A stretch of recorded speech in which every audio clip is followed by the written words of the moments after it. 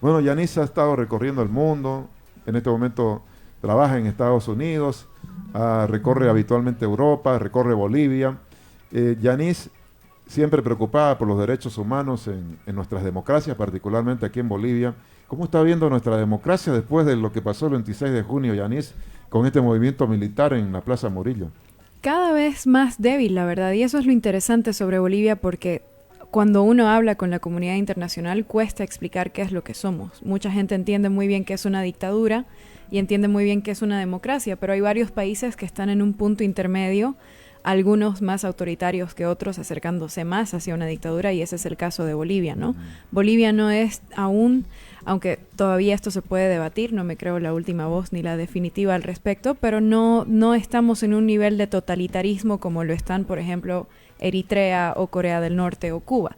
Pero aún así no somos una democracia y creo que eso es ¿Nicaragua algo también ya es clarísimo. dictadura? Nicaragua también es una Venezuela, dictadura. que ya vienen sus elecciones, También es también una es dictadura. Sí, y como digo, se puede debatir porque Bolivia está bastante cerca de ser una dictadura también. Nosotros tenemos partidos políticos de oposición, pero su capacidad real de acción y de poder es sumamente limitada. Permítame mencionar para comparar, ¿no? Porque algunos dicen, bueno, se ocupan solamente de hablar de dictaduras de izquierda, pero hay alguna dictadura de derecha Hay en el mundo. dictaduras de derecha, Por ejemplo, sí. ¿qué pasa con Bukele, a quien ya algunos lo señalan de autócrata? Que también yo lo reconozco como un autócrata, no considero que El Salvador sea una democracia, por ejemplo. La dictadura de derecha más conocida a nivel internacional viene a ser Arabia Saudita, de la cual hay violaciones de derechos humanos en distintas categorías. Es realmente una de las dictaduras más duras del mundo y muy inteligente en su forma de cubrir sus abusos, porque tienen una cantidad enorme de recursos económicos gracias a los recursos naturales que tienen en el país. Petróleo. Entonces logran cubrir lo que hacen. Uno de los casos más conocidos fue el asesinato de Jamal Khashoggi, un activista que también era columnista y periodista, que fue asesinado en la embajada de este país en Turquía. Él fue desmembrado, él era un amigo, yo conocía a Jamal por mi trabajo en la Fundación de Derechos Humanos, la HRF. Y ese fue un caso que se logró conocer a nivel internacional por el escándalo de que se atrevan a asesinar a alguien en un país ajeno al país en el que se encuentra la dictadura. Pero aparte de eso hay muchísimos casos, sobre todo hay muchísimos casos de mujeres activistas que son las que hicieron las campañas para que las mujeres puedan manejar. En Arabia Saudita las mujeres no pueden manejar un auto, tiene que manejarlo un hombre, ellas no pueden viajar sin permiso de su esposo o padre o hermano, no pueden salir de la casa ni siquiera.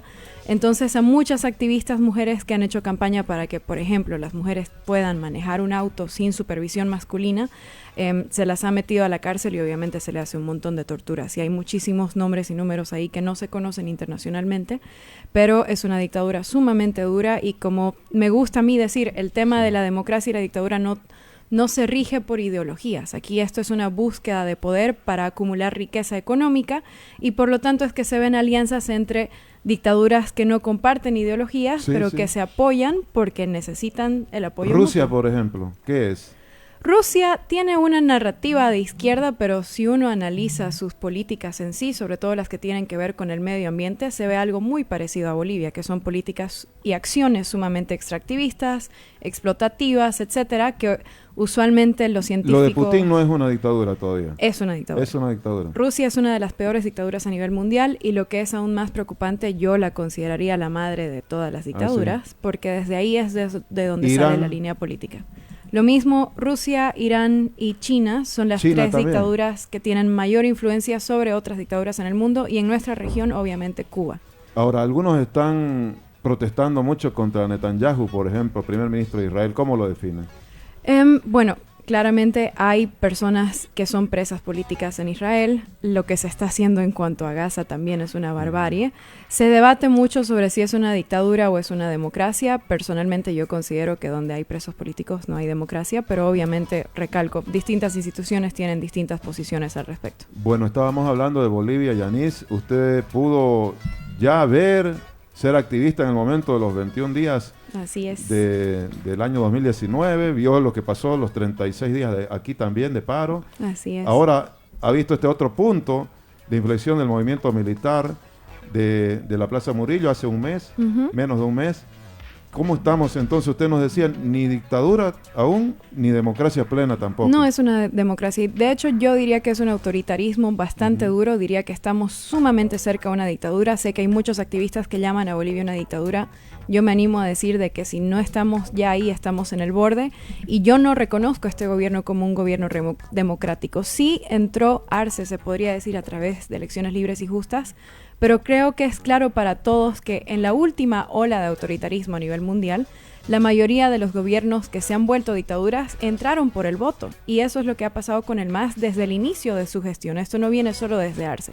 Pero obviamente durante Arce el autoritarismo ha empeorado muchísimo, la cantidad de presos políticos ha crecido y las libertades Antes de entrar a ese tema, para siempre buscar la objetividad y el análisis, diríamos, frío, hay en el MAS gente que dice que lo de Yanine Áñez fue una dictadura. ¿Qué piensan?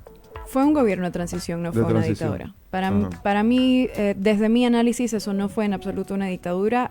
Obviamente teníamos instituciones muy débiles que venían por la erosión de la democracia en gestiones anteriores, pero hay que tomar en cuenta que durante su gestión se dan las elecciones libres y justas y transparentes. Ahí dirán algunos masistas, pero había gente refugiada políticamente en una embajada, habían también en el exterior algunos asilados. ¿Qué piensas? Creo que hay que entender que lo que caracteriza a una democracia, entre otras cosas, también está la libertad de expresión. Dentro de esto también entra la persecución política que se da por distintos motivos. Está la libertad de prensa, la capacidad de la ciudadanía de fiscalizar a las autoridades. Y nuevamente, una de las mayores mediciones es la persecución política. Y dentro del gobierno de Yanine claramente no fue un gobierno sumamente democrático porque, recalco, los gobiernos de transición heredan un sistema autoritario y su trabajo es cambiar estos sistemas para volver a un sistema democrático. Digo de transición porque no se llegó a un sistema completamente democrático durante el gobierno de la señora Yanine Áñez, la expresidenta, pero de todos modos hay que entender los contextos y también los resultados al final, ¿no? Y si no hubieran habido elecciones libres y democráticas, no se lo podría llamar un gobierno de transición, pero sí se las dio. Yanis, ahora usted como activista por los derechos humanos, integrante de Ríos de Pie y toda la lucha que sabemos que realiza de defensa de derechos humanos, debe tener algún acceso a información oficial o por lo menos información más creíble en relación a cuántos presos políticos hay en Bolivia, por ejemplo. Hay distintas opiniones, querido Tufi, porque hay organizaciones que han hecho una medición de los presos y perseguidos políticos, es decir, hay personas contra las cuales hay juicios activos que son motivados por temas políticos, pero han escapado del país. Entonces no se encuentran presos en este momento, prácticamente, pero de todas formas su libertad civil y política no está garantizada en Bolivia. Esos números, según este tipo de organizaciones, son más de 300. He visto otras organizaciones que dan un número de 257 presos políticos en el país, en Bolivia, en este momento. Creo que todavía tenemos mucho trabajo que hacer como sociedad boliviana para llegar en consenso a un conteo final, pero de todas formas no hay cómo negar que está en aumento, porque lo que hace aún más difícil el conteo de presos políticos en Bolivia es que no se sigue el debido proceso y no se respeta el Estado de Derecho en la mayoría de los casos que se llevan al Poder Judicial en nuestro país. Entonces, eso genera obviamente un análisis más difícil, pero como activista yo me he manejado a nivel internacional haciendo hincapié en la cifra de más de 300 presos y perseguidos. En el último tiempo, el MAS del ala de Evo Morales ha afirmado que también sufre la persecución política. No solamente los opositores, nos referimos a Camacho, a Pumari y otros personajes, incluyendo la expresidenta. Dice Evo Morales, hay perseguidos políticos, se refiere a los casos, por ejemplo, de los detenidos por una investigación del litio y otros casos más. ¿Qué piensa en relación a esa percepción ahora del MAS de Evo Morales?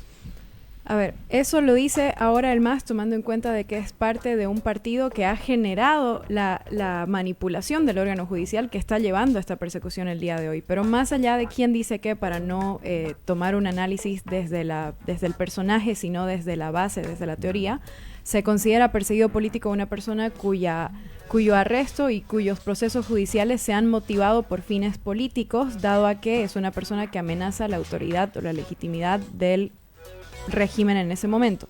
Y bajo ese concepto sí hay muchísimos presos políticos en Bolivia, probablemente van a seguir aumentando y por lo tanto más allá de que lo diga Evo Morales o lo diga quien lo diga, es innegable de que hay presos políticos en Bolivia. Esa última frase es muy fuerte.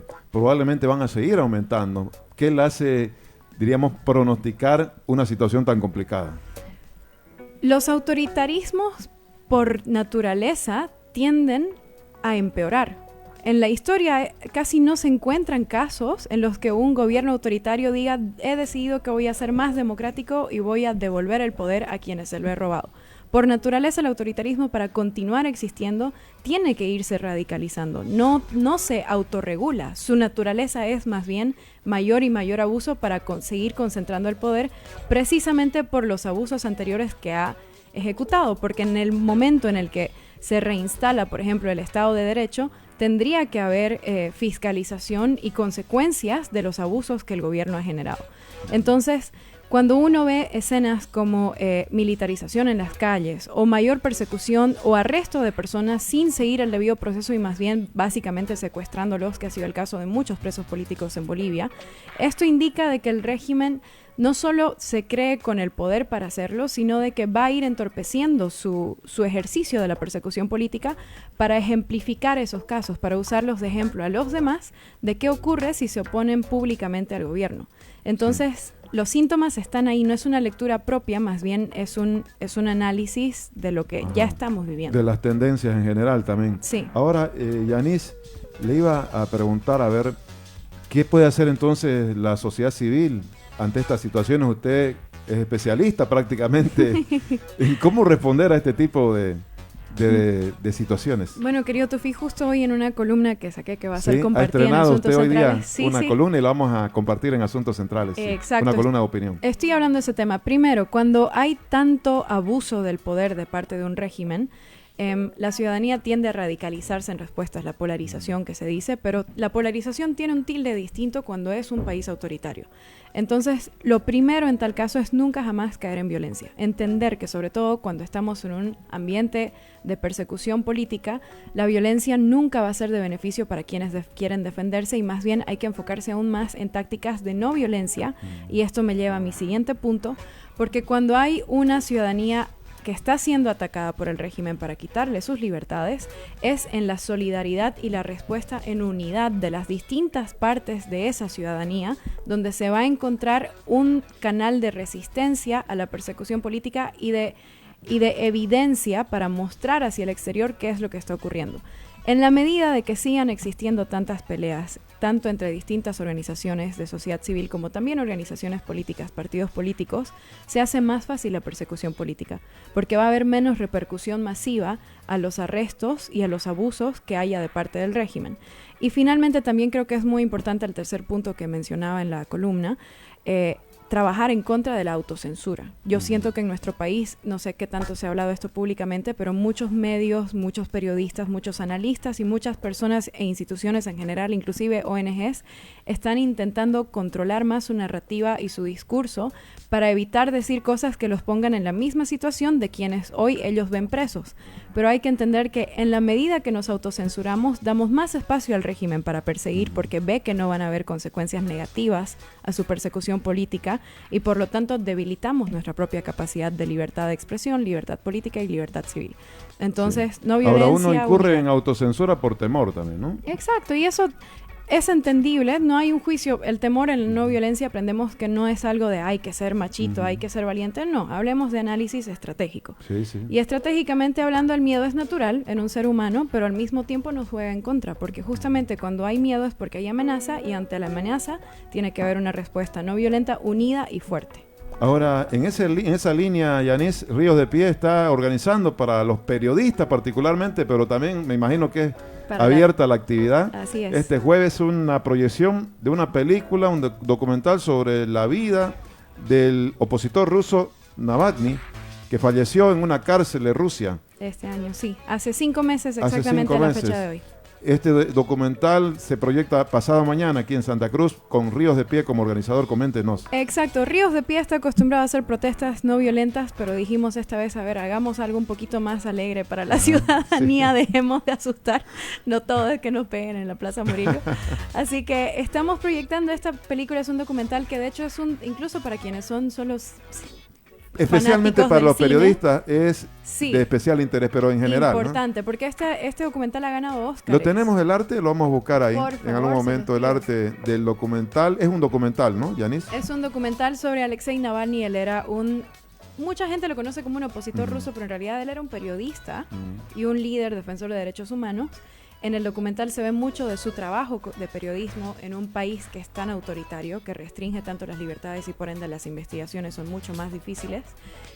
Y se puede entender mucho de su labor y también de cómo persiguen este tipo de regímenes, sobre todo a quienes hacen este tipo de trabajo. Entonces creo que dentro de todo es un documental muy interesante y El está jueves, abierto a quienes deseen ir. Es este jueves a las 7 p.m. en Meraki. En Meraki, La entrada centro es de la gratuita. ciudad. Quienes Gratis. estén interesados en atender, y va a haber refrigerios también, estamos haciendo vaquita. ¿Usted va a traducir el documental o cómo es la cosa? No, el documental está subtitulado al español. Está subtitulado. Sí, pero lo interesante, querido Tufi, y por eso creo que es una oportunidad interesante, disculpando la redundancia, para quienes Va a haber un están debate interesados. ahí posterior.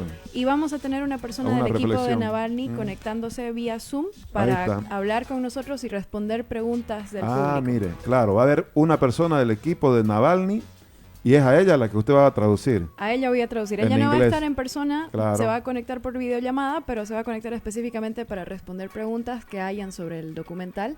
Y obviamente, como Ríos de Pie, vamos a estar hablando, dando el contexto de cómo se relaciona esto con lo que pasa en nuestro país. Jueves, entonces, pasado mañana en Meraki, 7 de la noche, la proyección del documental Gratuita. sobre Navalny, gratis, imagínese, con gente interesante para poder dialogar con un miembro del equipo de Navalny. Eso es una novedad, Sí. que va a hablar desde Rusia, ¿está?